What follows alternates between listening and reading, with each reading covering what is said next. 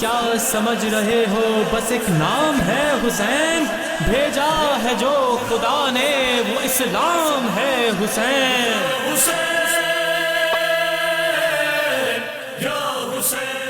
ناظرین السلام علیکم۔ آئم ٹی وی کینیڈا کے نور حرام کے حوالے سے خصوصی پروگرام، خصوصی نشریات اسلام زندہ ہوتا ہے بس کربلا کے بعد کے حوالے سے آپ کا میزبان حسن حاضر ہے، اور ہمارے ساتھ وکابہ ڈاکٹر علامہ معززاد کے ساتھ تشریف لائے ہیں۔ ہم کربلا کی اہم اور سب سے بڑی قربانی کے حوالے سے گفتگو کریں گے، جو شہزادی فاطمہ زہرا کے جگر کے ٹکڑے مولانا حسین نے تمام قربانیوں کے بعد پھر اپنی قربانی پیش کر کے دین اسلام کو ہمیشہ ہمیشہ کے لیے زندہ جاوید کر دیا اور بتا دیا کہ دیکھو اس طرح اسلام زندہ نہیں ہوا، بلکہ اسلام کی بنیادوں میں، اسلام کے اس میں ہمارا لہو شامل ہے، خاندان ابو طالب کا لہو شامل ہے۔ سلام ہو حضرت ابو طالب علیہ السلام کو، سلام ہو رسول خدا کو، سلام ہو شہزادی فاطمہ زہرا کو، سلام ہو مولا کائنات علی بن ابی طالب کو، کہ ان کے فرزندوں نے، ان کے جوانوں نے، ان کے گلدستوں پھولوں نے اس طرح قربانی پیش کی۔ تو آئیے اس عظیم قربانی کے بارے میں، جو عظیم قربانی اللہ نے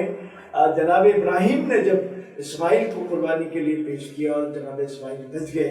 تو اللہ نے کہا کہ ابراہیم ہم نے تمہاری اس قربانی کو عمل کو قبول کیا، اور اب اس قربانی کو ہم ذبح عظیم میں تبدیل کرتے ہیں۔ تو اب یہ ذبح عظیم کربلا کی قربانی تھی، اور اس قربانی میں امام حسین نے کوئی حد نہیں چھوڑی، بلکہ امام حسین نے بڑھ چڑھ کر اس وقت لڑتے رہے، اور جب آواز قدرت آئی تو امام حسین نے اپنے آپ کو اللہ کی راہ میں پیش کر دیا۔ علامہ صاحب آپ فرمائیے گا کہ مولا حسین نے جب حکمت عملی بنائی، بلکہ یہ کہا جاتا ہے کہ یہ تو وعدہ ہو چکا تھا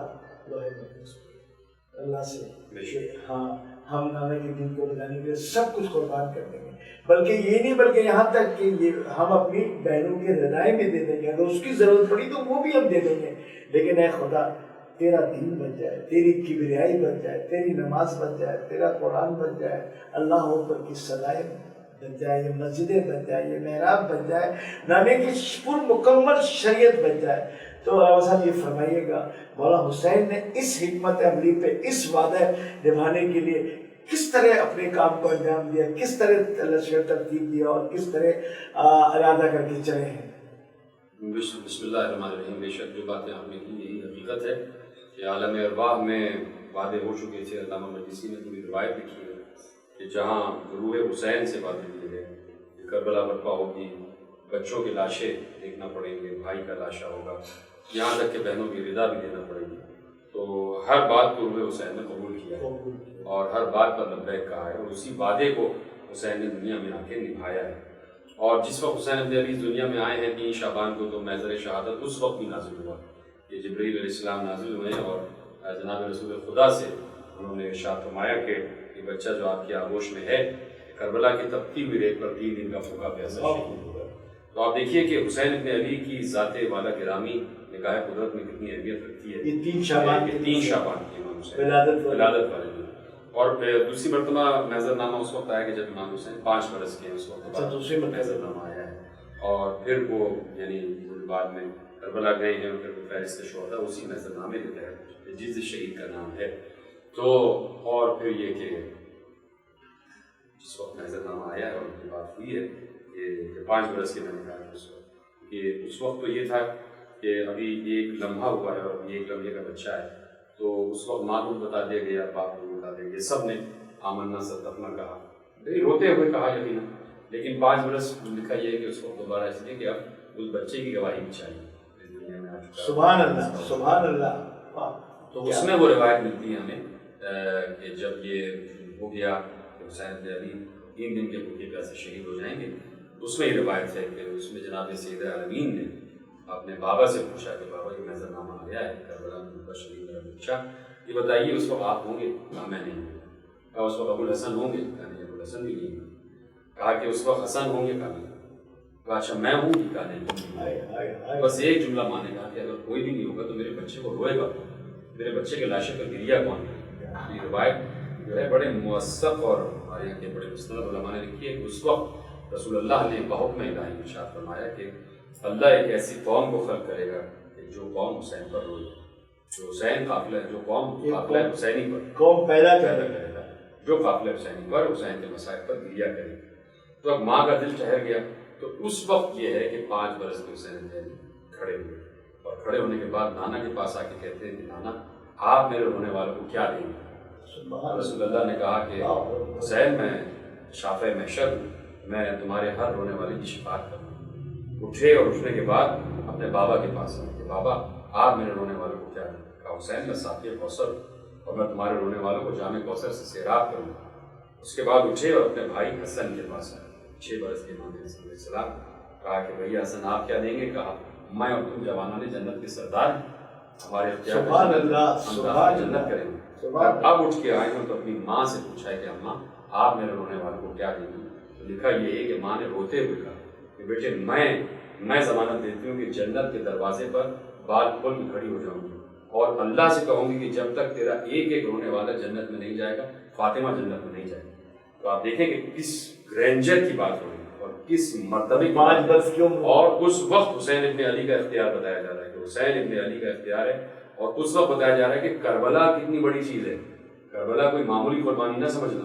کربلا کی قربانی پہ شفاعت کی ہوئی ہے، کربلا کی قربانی پہ حوض کوثر کا جام رکا ہوا ہے، کربلا کی قربانی پہ داخل جنت رکا ہوا ہے کہ حسین 72 قربانیاں دیں گے اور جنت اپنے نام کر دیں گے۔ جنت اپنے نام کریں گے کیا ہے ہی جنت حسین کے نام، جوانان جنت کے سردار ہی حسین ہیں۔ تو اب یہ ہے کربلا اور یہ ہے حسین ابن علی، اس طریقے سے تربیت ہوئی ہے۔ بلکہ علاوہ سے یہاں آپ بہتر فرما سکیں کہہ سکیں گے کہ بلکہ جنت جیسے کہ اپنے جنت ہے انہیں کے لیے، بلکہ جنت اپنے چاہنے والوں کے لیے جو ہے جی ہاں وہ مختص کر دی، وقف کر دی کہ ہماری جنت تمہارے نام۔ سبحان اللہ۔ تو 28 رجب کو جب رسول اللہ کی قبر سے رخصت ہوئے ہیں امام حسین السلام 28 رجب سن 60 ہجری کو، تو روتے روتے غش آ گیا امام حسین، اور نانا کی قبر پہ رخسار رکھ کے غش آ گیا۔ تو غشی کے عالم میں رسول اللہ کو دیکھا اور کہا حسین بس اللہ چاہتا ہے تو میں اپنی راہ میں قربان ہوتے ہوئے دیکھوں،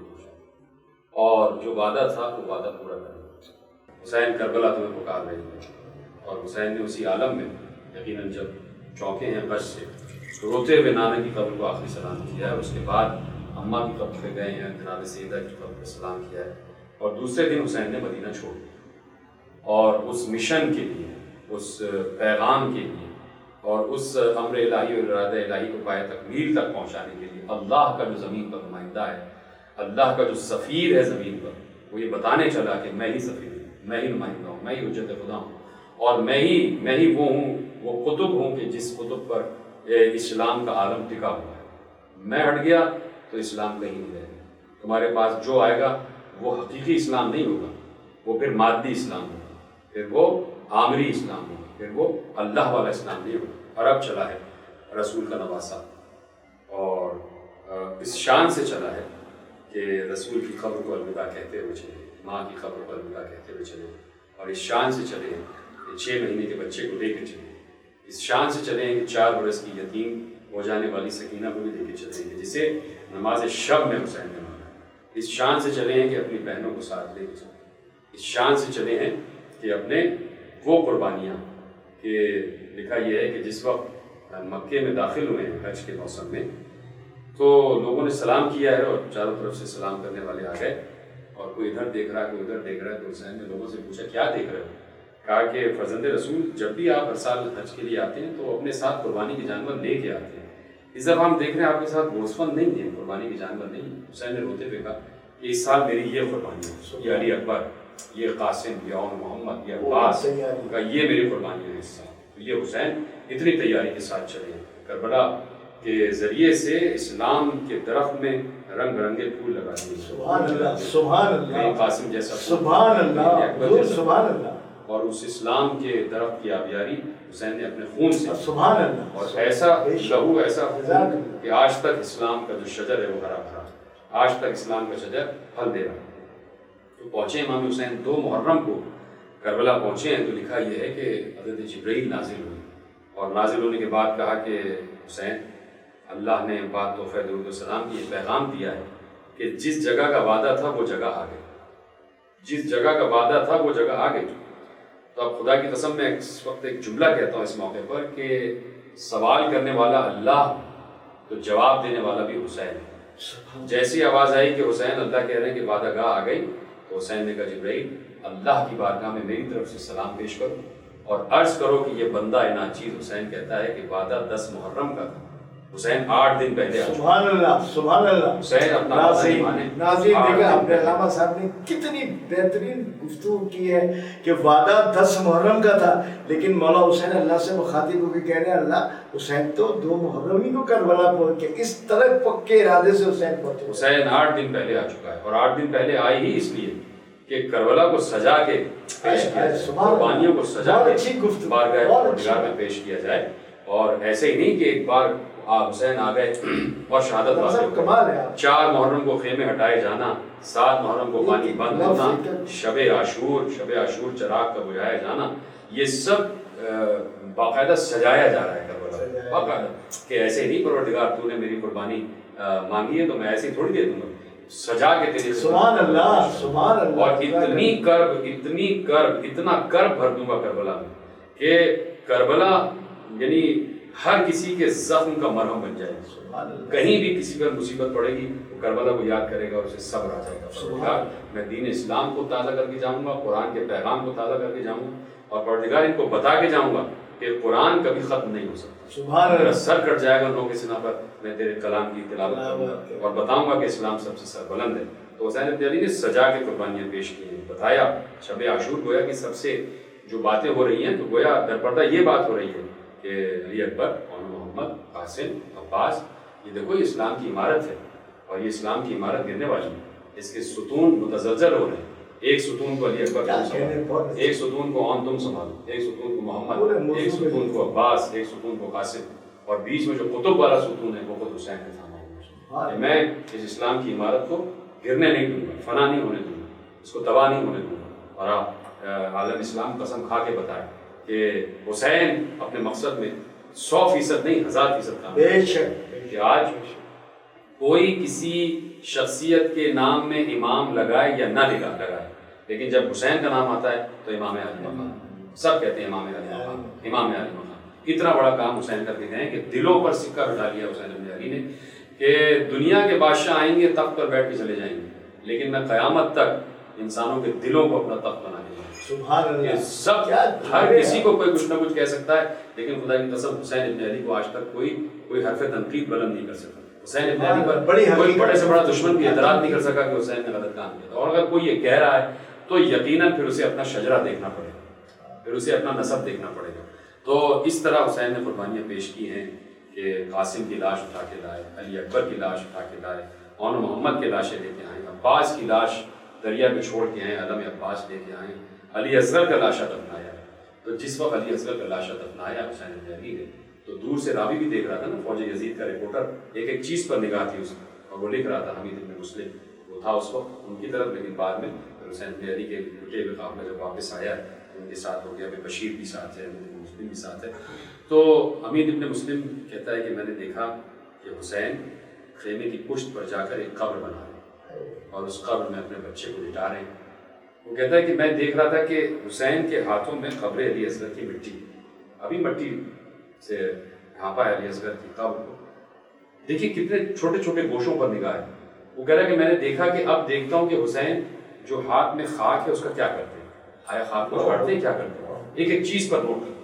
وہ کہتا ہے کہ میں اس وقت لرز گیا کہ حسین نے ایسے مٹی جھاڑی نہیں بلکہ وہی مٹی اپنے چہرے پہ،